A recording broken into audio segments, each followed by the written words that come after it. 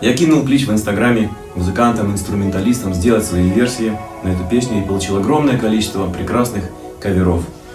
Один из этих каверов, который сделал талантливейший музыкант из Симферополя Ружди Меметов, подключив своего друга Александра Муренко, барабанщика, я предложил использовать замечательный саунд фантастической трубы Себастьяна Штудницкого, ураганную гитару Федора Досумова, сыграл сам небольшое соло, на теноре-саксофоне сыграл наш друг Макс Варшавский. В общем, получился такой интернациональный музыкальный замес. Хотелось как-то немножко тоже экспериментировать, немножко как-то какие-то свои мысли привнести, так сказать.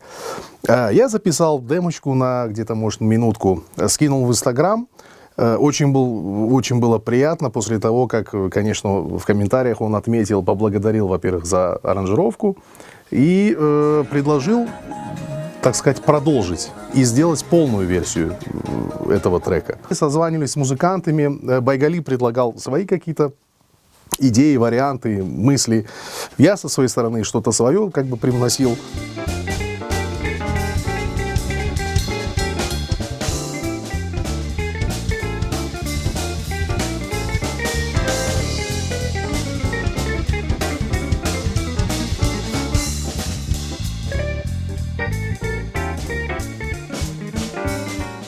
Наш перкуссионист Мален Халилов, который привнес, наш сказать, колорит крымско-татарский, восточный, сыграл на бонго, сыграл на конгах, на перкуссии, то есть, в общем, очень украсил.